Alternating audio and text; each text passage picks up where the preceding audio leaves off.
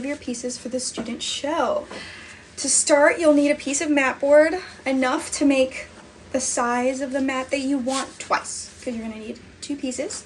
And then you'll also need your piece. To start, if you have a big piece of mat, you have to cut it to the size that you need. Today we're going to be doing an 8x11 mat. Today we're cutting with a mat cutter, as we have access to one in the gallery, but if you're doing this on your own, we recommend using a box cutter or a razor blade so that you can get a straight cut and an angled cut. Do not use scissors.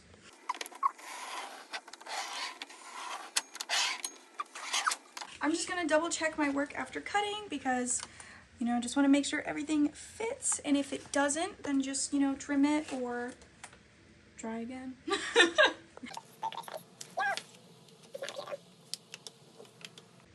So when you finish your first half of the mat, it's good if you just want to trace that so they're the same size. You don't have to remeasure it if you aren't confident in that. Once you're done cutting out all of your pieces, make sure that they're the same size and that at least one of them covers the other one. Which, ta-da, we did it. If one of your pieces is maybe a little bit more scratched up or a little bit more dirty, then you can choose that one to be the back piece. But make sure you pick out which one is going to be your top piece and which part is going to be front facing. So this is going to be my top piece, and this is going to be the part that's front facing. Okay guys, prepare yourselves. This part does include some math. So you're going to take your beautiful little image that you have and measure the edges of the image. So like how big the image is. This image is going to be 4 by 6. But just make sure that you know how big your piece is going to be. Okay, so the 3 things you're gonna need is your image size, your margin size, and your mat size. So we already got the image size. It's gonna be 4 by 6. And then your mat size is gonna be the size of the pieces you just cut out, which ours are 8 by 11. The margin size is how much space you want between the window and your image. So it's going to be like little margins on the size of your image.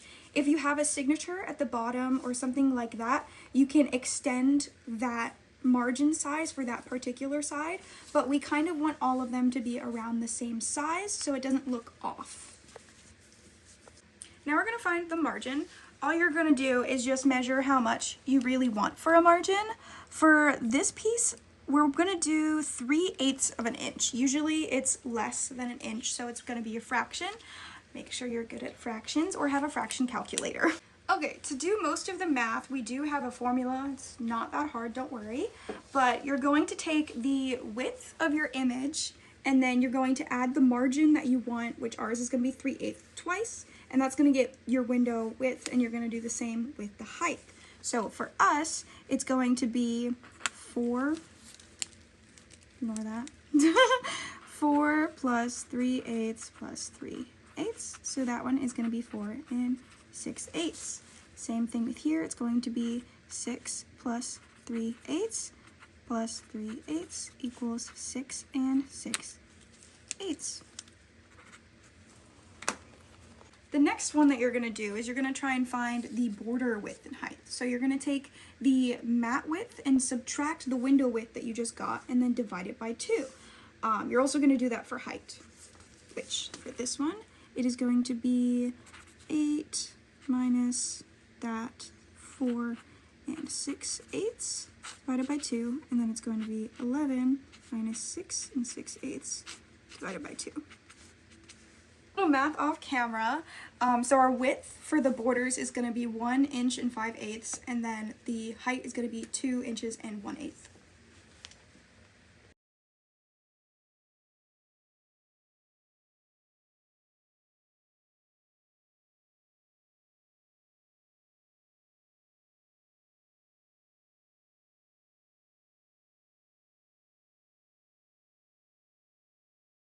If it makes it easier, you can line up your marks and do a really, really light line.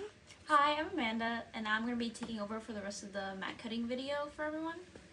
So where we left off is Emily had drawn out the edge of where the window is going to be. for this piece, and then now we have to cut the beveled edge for the window. So you can do it in a mat cutter like we have, or there's also the option of going to Michael's, I believe, or I think Dick Blick also might have the tool. It's like a $10 to $15 tool, and it'll have just a small handheld bevel piece so that you can cut your own mats at home, which I also did when I was doing the student jury show. So what you want to do is you want to make, well, for this machine you need to pull out this piece, but you're going to line it up so that the line is just at the edge here.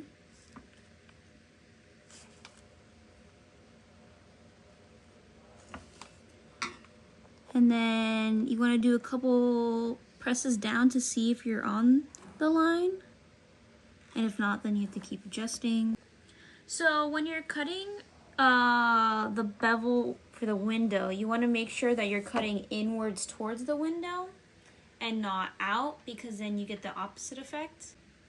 Okay, so now since we have it lined up, we're gonna cut it.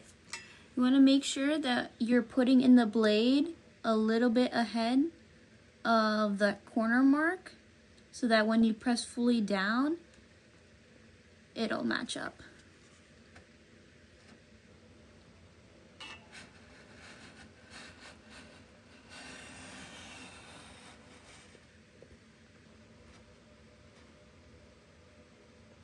And then get as close to the corner and then lift up before you cut past the corner mark. And now that you did one edge, you can lift it and make sure that you cut all the way through. And if not, you can do another pass, or after you finish cutting out the full window, you can take a box cutter knife and just go through to finish off.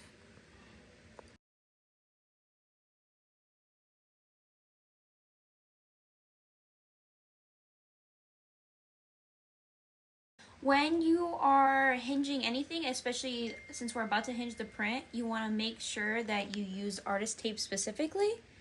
It is good for the paper. It makes sure that you're not causing a lot of rips or tearing off your paper. If you use masking tape or like anything harder that has more adhesive, you're just going to end up ripping your pieces and breaking them, and it won't be viable.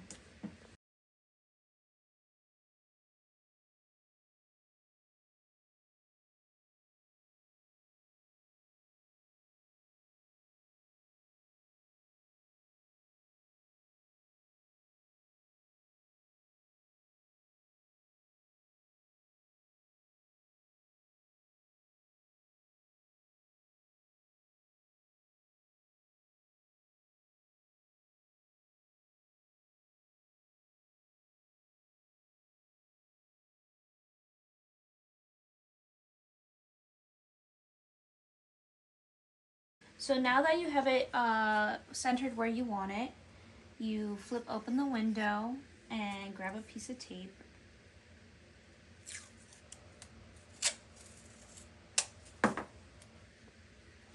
So fold that piece of tape in half and then hold down the bottom of your piece so it stays in place. And then you're just gonna put it like that with the sticky side up.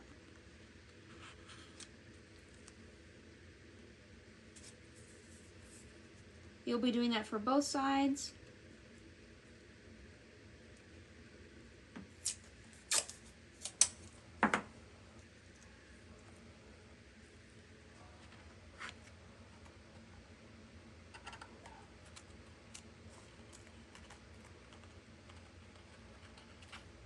And then once you have that on, you'll grab 2 more pieces of tape to do a horizontal hinge for the back.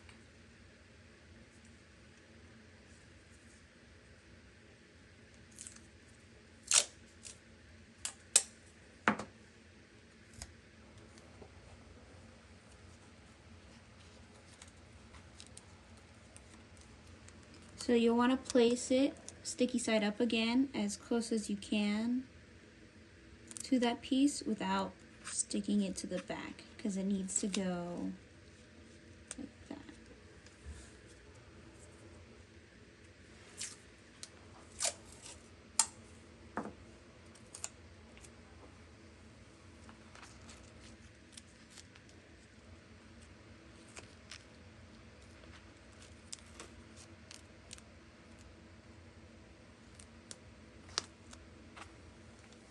Once you have that down, you'll bring up your piece and fold that over.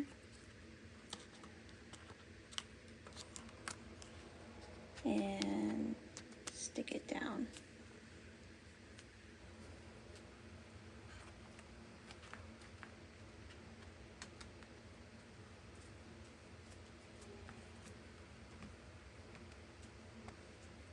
So now you'll be able to move your piece, but it also will stay in place for where you want it in the window.